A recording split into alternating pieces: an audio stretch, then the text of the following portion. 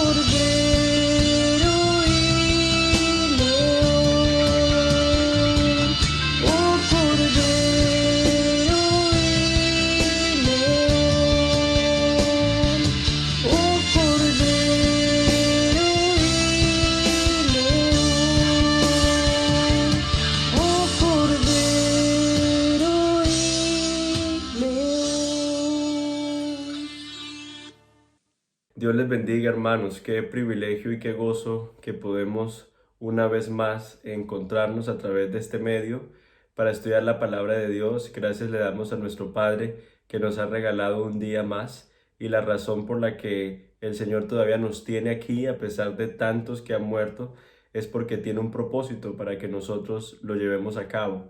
Tiene una misión que todavía espera que como iglesia podamos desempeñar. A pesar de los tiempos que estamos viviendo, tiempos de crisis, pero tiempos en los que Dios sigue actuando y trabajando de manera activa. Entonces, el día de hoy vamos a estar estudiando, continuando con nuestra serie en el libro de Hechos, en el capítulo 8, versículos 1 al 24.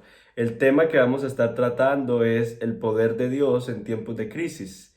El poder de Dios en tiempos de crisis. Y yo creo que con todas las noticias, cómo el COVID y todos los efectos alrededor de nos ha impactado a nivel personal, a nivel de las personas cercanas que conocemos. Vale la pena preguntarse varias cosas. ¿Qué está haciendo Dios en este tiempo, cierto? ¿De qué manera está Dios extendiendo su misión? Y creo yo que también preguntarnos por qué Dios nos está incomodando. Es decir, veníamos en medio de una comodidad a nivel de iglesia, veníamos de alguna manera con un futuro predecible, sabíamos lo que iba a pasar la semana que seguía, sabíamos lo que iba a pasar, pero de alguna manera todo esto ha creado un sentido más de dependencia de Dios y de alguna manera de incomodidad. Estamos como y la pregunta es, ¿qué está haciendo Dios? Bueno, en el texto que nos compartió nuestro hermano Elkin la semana pasada, encontramos nosotros que Esteban se fajó. Esteban da un tremendo mensaje frente al concilio, frente a muchos, y comparte con todo de nuevo sabiduría el mensaje de Dios, pero bueno, Esteban termina finalmente siendo apedreado. Y esto tiene un impacto, obviamente, en la iglesia. En la iglesia, los hermanos que compartían el pan con Esteban, que conocían a Esteban, las personas a las que Esteban servía. Bueno, y dice Hechos 8, versículo 2, que con profundo dolor unos hombres consagrados enterraron a Esteban. Entonces, vemos nosotros, claro, esto tuvo un impacto en la iglesia, pero también a esto se suma el versículo 4 del capítulo 8 que dice, eh, versículo 3, perdón, dice, y Saulo hacía estragos en la iglesia, entrando de casa en casa y arrastrando a hombres y mujeres, los echaba en la cárcel. Y la pregunta es, ¿qué está haciendo Dios? Y la respuesta es, Dios está extendiendo su misión pese a las circunstancias de crisis y a través de las circunstancias de crisis. Eso está haciendo Dios. Y en este capítulo vamos a ver tres aspectos fundamentales del obrar de Dios que tal vez puede iluminar lo que Dios está haciendo también en nuestro tiempo. ¿Qué hace Dios en tiempos de crisis? Y lo primero que encontramos nosotros aquí en el capítulo 8 es que Dios está movilizando a toda la iglesia. Está movilizando a toda la iglesia. Notemos nosotros versículo 1. Dice, en ese día comenzó una gran persecución, se desató una gran persecución en contra de la iglesia en Jerusalén y todos fueron esparcidos por las regiones de Judea y Samaria, excepto los apóstoles. Creo yo que este versículo, Hechos 8.1, contrasta con Hechos 1.8, porque recuerdan que Hechos 1.8 es recibiréis poder cuando haya venido sobre vosotros el Espíritu Santo y me seréis testigo en Jerusalén, que es hasta donde la iglesia ha estado hasta este momento, pero dice también en Judea y Samaria y hasta los confines de la tierra. Y lo que está haciendo la persecución aquí es sacudiendo la iglesia para que vaya más allá de Jerusalén. Y miren que Hechos 8.1 dice que fueron esparcidos por las regiones de Judea y de Samaria. Pero noten algo interesante, y es que esta idea de ser esparcidos es importante. En el Antiguo Testamento, por ejemplo, ser esparcido es una evidencia del juicio de Dios sobre el pueblo. En Deuteronomio 28:64 el Señor le dice al pueblo, si no oyes mi voz, vendrá otra nación y os esparcirá. Entonces esa idea de ser esparcida lo vemos también nosotros en la Torre de Babel, cuando los hombres construyen y quieren hacerse un nombre y Dios entonces como juicio los esparce y los confunde. Entonces esta idea de ser esparcidos viene con la idea de juicio, pero en este pasaje puntual de Hechos 8 no es un juicio que viene sobre el pueblo de Dios, sino que es un juicio que viene sobre los enemigos del evangelio, porque aunque detestan el evangelio y quieren detener el evangelio es como el viento. Se esparce como quiere y nadie lo puede detener. ¿Quién controla el viento? Asimismo es el evangelio. Lo que ellos pensaron que era acabar el evangelio se ha convertido por el contrario en algo que está impulsando la misión hacia donde precisamente Cristo quería que llegara, que es Judea y Samaria.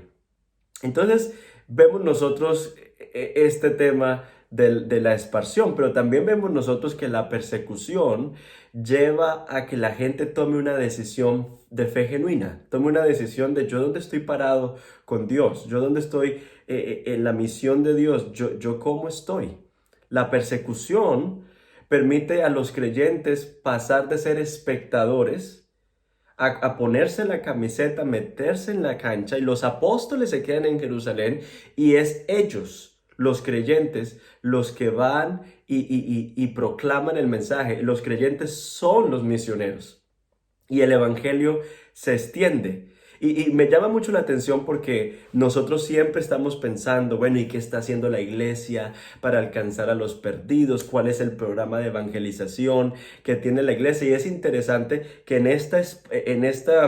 este proceso de ser esparcidos no hay un programa de evangelización o de evangelismo para que crezca la iglesia, sino que es una convicción profunda que tiene cada creyente, lo que lleva a que la iglesia se movilice, lo que lleva a que la iglesia evangelice, lo que lleva a que la iglesia proclame lo que Dios está haciendo en ellos. A mí me llama la atención la convicción, el impulso que tienen algunos que venden productos y dicen, mira, esto me cambió la vida. Nadie los tiene que mandar. Es una convicción que tienen, un deseo que tienen, bueno, aún mucho más con el Evangelio de Jesucristo, que es algo que ha partido nuestras vidas en dos, en un antes y un después, que estábamos muertos y ahora tenemos vida. Nadie tiene que impulsar a estos discípulos y decirles, mira, este es el programa de evangelismo. No, la fuerza que los conduce, que los impulsa, es precisamente la convicción que tienen de quién es Cristo y de lo que Él ha hecho en ellos. Tengo varias preguntas para nosotros, hasta lo que hemos visto aquí. Hemos considerado que tal vez, hermanos, a través de nuestros ascensos y descensos, a través de nuestros retrocesos y avances, Dios nos está conectando con personas, nos está conectando con vecinos, conocidos. Las circunstancias nos están llevando a escenarios, los cuales nosotros nunca pensamos que estaríamos, pero que el Señor nos está llevando allí precisamente para que podamos cumplir con la misión que Él nos encomendó de ser testigos. No es fácil para los hermanos en el libro de Hechos, ¿cierto? A muchos los han metido en la cárcel, como dice aquí que Saulo iba y metía a los hermanos en la cárcel. Por otro lado, algunos están llorando la muerte de Esteban, pero en medio de todo eso y de ese duelo, los hermanos entienden que hay una misión, que el Señor nos ha entregado y que el mundo necesita escuchar las buenas nuevas de Jesucristo. Entonces, es una invitación a que pensemos dónde estamos y por qué estamos aquí.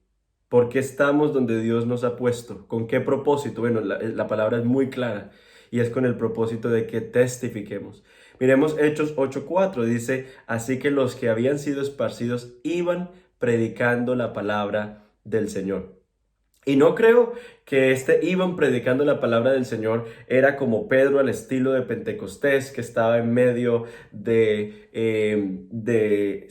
pórtico y ahí habló y proclamó lo que el Señor había hecho, lo que estaba haciendo, pero a través de conversaciones informales, en las casas, en los viñedos, en el lugar de trabajo, al comprar suplementos.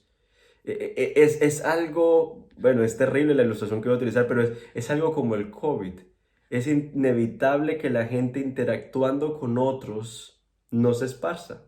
Si es algo que está dentro del individuo, no se ve, no se puede prevenir por más guantes, por más mascarillas. O sea, es algo que en la interacción se va a transmitir. Y la buena noticia de Jesucristo está en boca de la gente de a pie, está en boca del que limpia, de los contadores, de los administradores, del que cuida niños, del que atiende en un mostrador. La buena nueva era inevitable que se compartiera porque era parte de lo que los creyentes eran. Es decir, es casi como que imposible tener una conversación en la que Dios, su gloria y sus propósitos no resalten, no sean parte de la conversación.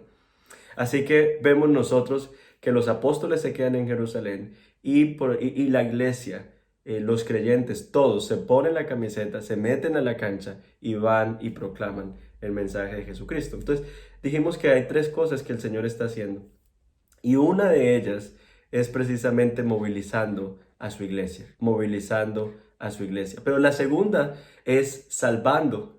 Dios en medio de crisis, de tiempos de crisis, está salvando. ¿Está salvando a quiénes? A todo el mundo.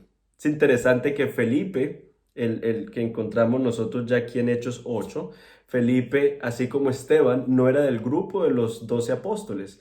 Y era antes compañero de Esteban. En Hechos 6:5 vemos que a él lo nombraron también para que fuese parte de los servidores a las mesas. Y el evangelio entonces llega a Samaria a través de alguien como Esteban. Y nosotros, si hemos leído un poquito más de la Biblia antes en el Antiguo Testamento y en los evangelios, nos vamos a dar cuenta que los judíos tenían una larga historia con los samaritanos.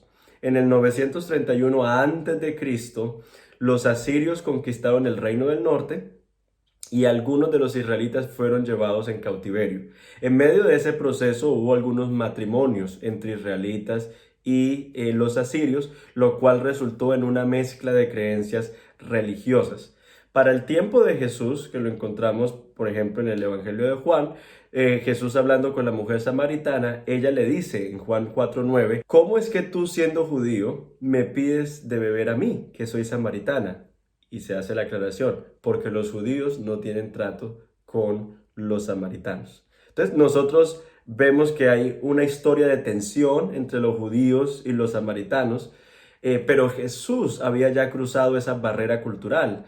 Recordemos también que él en una de sus parábolas usó a un samaritano como el héroe de la historia y no al sacerdote y al levita que eran judíos. Pero sus discípulos no habían entendido que el evangelio es poderoso para salvar a todo el mundo, para entender que no hay ningún grupo ni ninguna persona que está tachada de la lista de aquellos que Dios puede salvar. Y la pregunta para nosotros es, ¿hay alguien o algunos a quienes hemos sacado de la lista de los que pueden ser alcanzados por Dios? En otras palabras, si estuviésemos total y completamente seguros de que cada persona a la que le compartamos el evangelio va a venir a los pies de Cristo, lo haríamos. Compartiríamos si tenemos la seguridad de que Dios va a salvar a todo aquel con quien compartamos. Claro que sí. El punto es que estamos tan convencidos de que Dios no va a salvar que preferimos evitarnos la molestia. Pero Dios tiene como propósito la salvación de los hombres, de la salvación de la humanidad, hombres y mujeres. Ese es el propósito de Dios. Y en vez de ir pensando en que Dios no va a salvar, es ir pensando de que nadie está más allá del alcance de Dios, de que nadie está más allá de la gracia de Dios y que Dios puede rescatar porque Él es poderoso para salvar. Y vemos nosotros precisamente que eso es parte de lo que hemos estado estudiando en las iglesias en casa, cómo la semilla crece, cómo la semilla crece y cómo nuestra labor es sembrar la semilla abundantemente, dejando que sea Dios el que dé el crecimiento y el que dé el fruto, conforme a su voluntad y conforme a su gran poder, que actúa no a nuestro tiempo, sino en su tiempo, como lo dice Marcos 4, 26, 29. Ahora, volviendo entonces a nuestro pasaje de Hechos, en Hechos 8:14, vemos nosotros entonces que cuando los apóstoles que estaban en Jerusalén oyeron que en Samaria había recibido la palabra de Dios, les enviaron a Pedro y a Juan, quienes descendieron y oraron para que ellos recibieran el Espíritu Santo. Entonces, hermanos, vemos nosotros hasta aquí que ha habido persecución en la iglesia. Saulo está arrasando a los creyentes, está desalojando a los creyentes, los está tirando en la cárcel, hay persecución para la iglesia. Y tal vez uno pensaría, pero ¿por qué aquí nadie está orando para que el Señor detenga la persecución? Qué terrible, deberían estar pidiéndole al Señor que Él detenga la persecución. Pero lo que nos encontramos es que los hermanos entienden que Dios no nos va a evitar aquello con lo que nos va a perfeccionar, sino que nos va a llevar a cumplir con la misión de proclamar su mensaje. Nos va a llevar a cumplir con la misión de proclamar su mensaje. Así que hemos visto dos cosas hasta aquí. Que en tiempos de crisis, Dios está movilizando a toda la iglesia. Dios nos está haciendo a todos misioneros. Pero número dos, Dios está salvando. En medio de tiempos de crisis, Dios está salvando a la humanidad. Y número tres, encontramos que Dios está llenando a su pueblo de poder. Dice entonces la palabra que cuando llegaron Felipe a Samaria, el Señor hizo muchos milagros y exorcismos a través de él, como una evidencia de que el reino de Dios estaba irrumpiendo sobre el poder del maligno. El resto del pasaje se va a enfocar en dos cosas que vamos a estar mirando en detalle. Se va a enfocar en dos aspectos, el Espíritu Santo y poder, los cuales ambos están juntos porque recibiréis poder cuando haya venido sobre vosotros el Espíritu Santo. O sea, el Espíritu Santo es quien empodera al pueblo de Dios para cumplir la misión. En otras palabras, nadie puede ser un seguidor de Jesús sin el Espíritu Santo. Porque el Espíritu Santo nos impulsa a hablar de Cristo. La buena noticia no solo incluye perdón de pecados, pero también incluye la bendición de que el Espíritu Santo hace posible la vida que no podemos vivir en la carne. Y parte de eso no es solo nuestra santificación, sino también la valentía de proclamar a Cristo. Pero resulta que en medio de todo esto que Dios está haciendo, que es maravilloso, que hay milagros, hay conversiones, la gente está viniendo al Señor. Nos encontramos nosotros en Hechos 8:9, que dice, y cierto hombre llamado Simón hacía tiempo que estaba ejerciendo la magia en la ciudad y asombrando a la gente de Samaria pretendiendo ser un gran personaje. Y todos, desde el menor hasta el mayor, le prestaban atención diciendo, este es el que se llama el gran poder de Dios. Miremos el versículo 13. Y aún Simón mismo creyó. Y después de bautizarse continuó con Felipe y estaba atónito al ver las señales y los grandes milagros que se hacían. Es interesante aquí en el versículo 13 que Simón no estaba atónito con Cristo. Simón no estaba atónito con Cristo, Simón estaba atónito con las señales.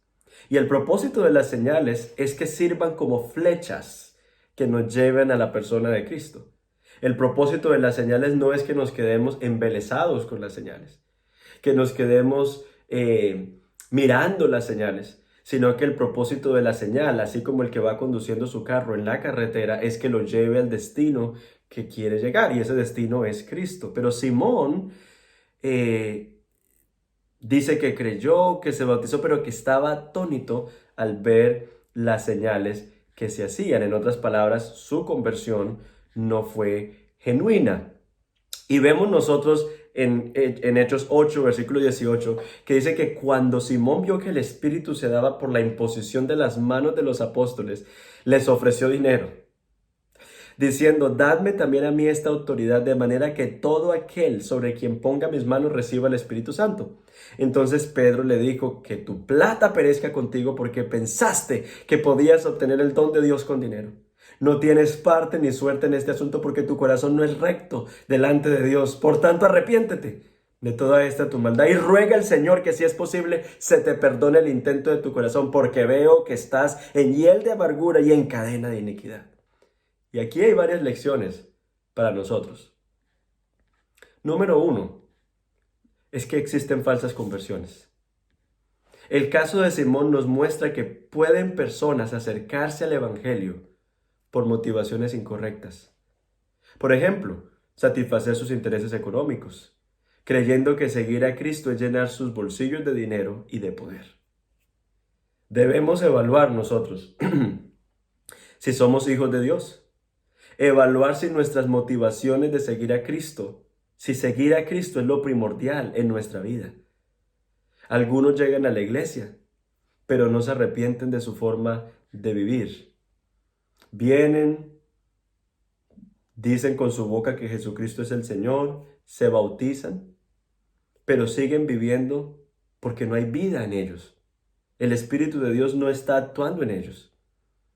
No han experimentado el poder transformador del Evangelio. Lo que hicieron fue repetir una oración y al bautizarse simplemente se bañaron. Pero no hay vida en ellos porque no está la manifestación del poder de Dios para la transformación del corazón. Y por eso en este pasaje Pedro le dice muy claramente a Simón, tu corazón no es recto delante de Dios. Así que este texto nos lleva a preguntarnos, ¿cuál es nuestra motivación al estar en la iglesia? ¿Verdaderamente hemos experimentado el poder transformador del Evangelio? ¿Verdaderamente hemos nacido de nuevo? ¿O estamos en el Evangelio simplemente con otras intenciones? Que me vaya bien, que así yo estoy del lado de Dios y entonces nada me va a pasar, pero no hay un verdadero cambio ni transformación, es decir, no hay una nueva vida que nos lleva a querer ser como Cristo. El Evangelio no se trata de reglas, se trata de querer ser como alguien, y ese alguien es Cristo. Cuando el Espíritu de Dios viene y transforma desde el interior, lo primero que hace es cambiar nuestras intenciones, nuestras motivaciones, lo que nos impulsa en la vida y cambia ese destino al que queremos llegar. Y ese destino, esa imagen a la cual nos queremos parecer, es la imagen de nuestro Señor. Y queremos serlo no por obligación, queremos serlo porque es lo que nos nace hacer, porque es lo que deseamos hacer. Esa es una obra que la hace el Espíritu de Dios a través del nuevo nacimiento. Entonces, aparte de enseñarnos este pasaje con respecto al poder, que hay personas que no se convierten genuinamente, también creo yo que Pedro, a través de su diálogo con Simón, nos dice que el Espíritu de Dios no se puede comprar. Para Simón es interesante porque Simón ve el Espíritu Santo como una fuerza, no como una persona, sino como una fuerza que se puede manipular, ¿cierto? Y ve el Evangelio como un negocio del que se puede enriquecer. Y aquí Pedro le da una bofetada y le dice y le clarifica que el Espíritu de Dios lo da Dios a quien Él quiere. Que el Espíritu de Dios, así como ocurrió en Pentecostés, sopla de donde quiere y va a donde quiere, cuando Él quiere. Ellos estaban orando en Jerusalén cuando el Espíritu vino y el Espíritu no descendió sino hasta que el Espíritu de Dios quiso descender. El Espíritu de Dios no recibe órdenes de los hombres, por más ungidos que estos presuman ser, simplemente el Espíritu de Dios es Dios y por eso no recibe órdenes de los hombres. Y esto nos enseña a nosotros que nuestro dinero, nuestro apellido, nuestro estatus, nuestras posesiones, nada de eso puede comprar la salvación, ni tampoco puede comprar los dones que Dios da. La salvación es un regalo de Dios a través de la fe en Cristo Jesús. Nada más. En Hechos 15:11 dice, creemos más bien que somos salvos por la gracia del Señor Jesús, de la misma manera que ellos también lo son. Y hablando de los dones, en 1 Corintios 12:11 dice, pero todas estas cosas las hace uno y el mismo Espíritu, distribuyendo individualmente a cada uno según la voluntad de Él. Es decir, el Espíritu de Dios decide cómo dar y a quién dar. Entonces, esto nos ayuda a ver, Simón ve el Espíritu de Dios como un poder manipulable que recibe órdenes de los hombres, que está al servicio de los hombres, como si el hombre fuese el amo y el Espíritu de Dios el sirviente. Y esto nos recuerda que el Espíritu de Dios no lo podemos comprar y que todo lo bueno que ha venido de Dios a través de su Espíritu es un regalo que hemos recibido, que no merecemos, pero que ha sido dado gracias a la obra de la cruz. Y lo tercero que vemos nosotros y que tal vez nos podemos llevar es que la gracia de Dios transforma. La gracia de Dios no está actuando en la vida de Simón, porque la gracia de Dios no solo salva, también transforma. Y a veces a mí me han preguntado, pero es que en la iglesia todo es gracia. Hablan mucho de la gracia y entonces ¿eso qué significa? ¿Que la gente puede vivir como quiera o que la gente puede pecar? ¿Acaso eso no es una licencia para que la gente entonces viva como quiera? Entonces la gracia, no, si ese fuese el concepto de la gracia, entonces la gracia sería una desgracia, pero no, la gracia no solamente salva, sino que la gracia también transforma. Quiero leer varios pasajes para que veamos cómo la gracia de Dios trabaja en el creyente que ha nacido de nuevo, que es evidente que no está trabajando así en la vida de Simón. Por ejemplo, nosotros vemos en 2 Corintios 8:1. Dice, ahora hermanos, os damos a conocer la gracia que ha sido dada en las iglesias de Macedonia, pues en medio de gran prueba de aflicción abundó su gozo y su profunda pobreza sobreabundó la riqueza de su liberalidad. Aquí nosotros estamos viendo que estos creyentes, aunque estaban pasando en prueba de aflicción, tenían gozo y aunque tenían pobreza, eran generosos. Y esto es algo que está haciendo la gracia de Dios. Entonces la gracia de Dios no solo salva, transforma a la persona. Por otro lado, vemos nosotros que la gracia no solo salva, también enseña. Vemos en Tito 2:10-12, porque la gracia de Dios se ha manifestado trayendo, número uno, ojo a esto, salvación a todos los hombres. Por la gracia de Dios somos salvos, salvación a todos los hombres. Pero miren ustedes también qué hace la gracia de Dios, enseñándonos que negando la impiedad y los deseos mundanos, vivamos en este mundo sobria, justa y piadosamente. Entonces, la gracia de Dios hace también este trabajo, no solamente de salvarnos, pero también de perfeccionarnos a través de enseñarnos cómo es que uno abandona la vida de impiedad y los deseos mundanos para vivir sobria, justa y piadosamente. Pero la gracia de Dios también hace otra cosa, y es que pone un peso en nosotros, que nos sentimos tan agradecidos por lo que Dios ha hecho en Cristo, que pone un peso por su obra. Miremos nosotros en 1 Corintios 15:10. El apóstol Pablo dice, pero por la gracia de Dios soy lo que soy. Y su gracia para conmigo no resultó vana. Antes bien, he trabajado mucho más que todos ellos, aunque no yo, sino la gracia de Dios en mí. Entonces, la gracia de Dios rompe con esa obsesión con el yo y las posesiones materiales que caracterizan la vida en este mundo. Y lo que nos hace es ver el estado real del yo, ¿cierto? Que está muerto, que está en necesidad de la obra de Dios, que está dependiente de Dios todo el tiempo y nos hace generosos con lo demás.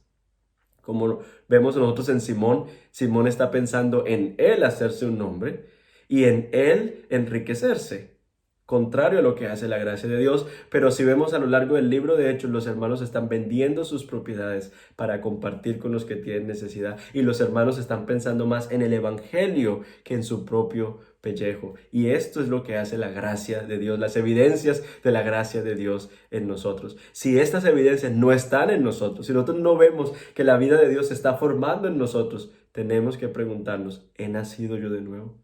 ¿Estoy yo en la familia de Dios? Signos de pregunta.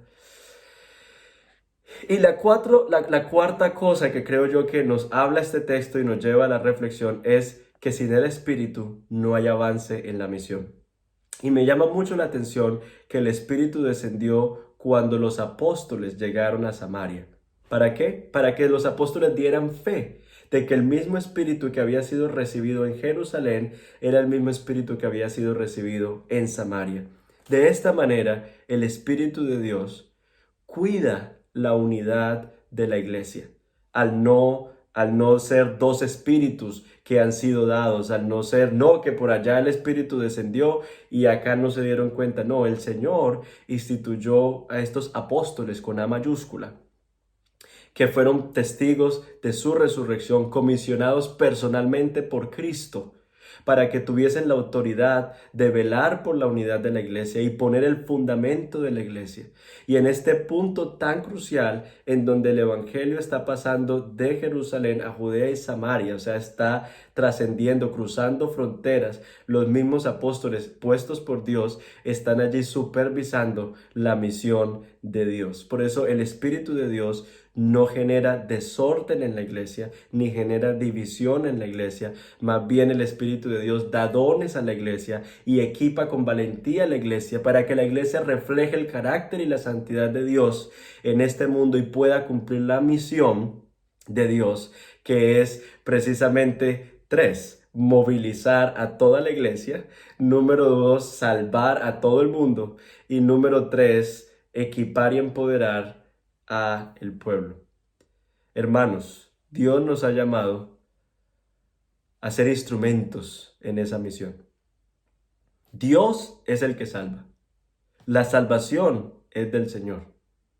Dios ya sabe a quiénes son sus escogidos y a quién Él ha decidido extender la salvación, pero nosotros no. Nosotros no sabemos quién se va a salvar y quién no, porque eso está en la prerrogativa de Dios. El Espíritu de Dios sopla como Él quiere. Pero nuestra tarea y nuestro llamado es, creo yo, que en dos direcciones. Número uno, preguntarnos: ¿estoy yo en la fe? ¿Estoy yo como Simón, con conceptos erróneos y con motivaciones incorrectas? ¿O verdaderamente me encuentro en Cristo, me encuentro en la fe? Soy un hijo de Dios. Y lo segundo es, ¿por qué el Señor nos tiene aquí? El Señor nos tiene aquí para que testifiquemos y sembremos abundantemente la semilla, sabiendo que el crecimiento y el fruto y la vida la da Dios a través de su Espíritu. Oremos. Padre Celestial, te damos gracias por este tiempo, te damos gracias por tu palabra, Señor, y creo que cada uno de nosotros está de alguna manera consternado con todo lo que ha pasado, abrumados en parte, viendo la situación económica, viendo todo lo que está pasando a nuestro alrededor, cansados algunos de tanto trabajar. Pero Señor, tú nos recuerdas que estamos en misión. Y por eso, Señor, oramos por los que están perdidos, oramos por aquellas personas, Señor, que tú has puesto en nuestro camino y pondrás, para que nos des denuedo, para que nos des sabiduría, para que sean tus palabras en nuestra boca, Señor, para que nosotros podamos ser esos testigos tuyos, valientes, Señor, para que no nos avergoncemos del Evangelio y para que no le demos prioridad a lo que no es importante, Señor, porque a veces tenemos una pasión desorbitante por cosas terrenales, mundanas, cosas, Señor, pasajeras. Señor, pero nos desinflamos completamente cuando tiene que ver con la proclamación de tu Evangelio, que es lo único que cambia vidas en el presente y para la eternidad. Es lo único que tiene trascendencia, Señor, lo único que tiene sabor eterno. Por eso hoy oramos, Señor, para que tú nos llenes de poder. Señor, y yo oro también para que si hay alguno, Señor, que escucha este mensaje y no está en ti, tu Espíritu, Señor, traiga convicción de pecado, de justicia y de juicio, como tú mismo dijiste, Señor, en tu palabra. Y Padre Celestial, oramos para que en medio de este proceso de nosotros sembrar, tú nos permitas, Señor, ver tu salvación y tu gloria. Te damos gracias, Señor, y te alabamos, porque tú eres un Dios todopoderoso, soberano y santo, que en tu misericordia nos has llamado para que proclamemos tu mensaje aquí en la tierra. Te damos gracias, Señor, en el nombre de Jesús. Amén y amén. Hermanos, que el Señor les bendiga. Gracias a todos por sacar este espacio para escuchar la palabra del Señor. Queremos recordarles que tenemos oración los miércoles a las 7 de la noche por Zoom, y también que estemos orando muy pronto. Les estaremos anunciando sobre reaperturas. Estamos trabajando en todo eso, en risk assessment y todo lo que tenemos que hacer con el propósito de poder reabrir la congregación de una manera que sea sana para ustedes, que tengamos todas las medidas en su lugar para garantizar la seguridad de todos. Entonces estemos orando en este tiempo, tratemos de conectarnos a todo lo que la iglesia está proveyendo, iglesias en casa, capacitaciones.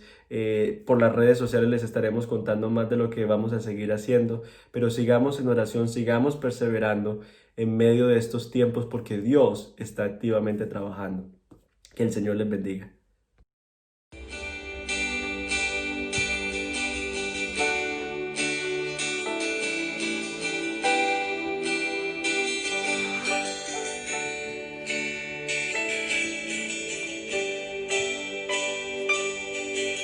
Tú eres la luz que brilló en las tinieblas, abrió mis ojos, pude ver.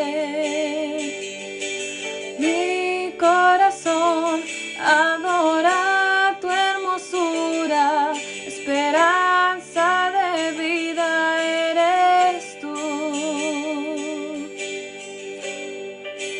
Vine a adorarte, vine a postrarme, vine a decir que eres mi Dios. Solo tú eres grande, solo tú eres digno, eres asombroso para mí.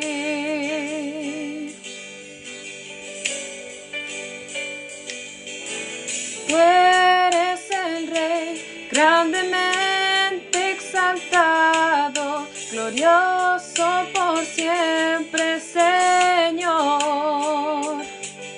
Al mundo que creaste, humilde viviste, y pobre te hiciste por amor. Vine a adorarte, vine a postrarme, vine a decir que eres mi Dios. Solo tú eres grande, solo tú eres digno, eres asombroso para mí. Vine a adorarte, vine a postrarme, vine a decir que eres mi Dios. Solo tú eres grande, solo tú eres digno, eres asombroso para mí.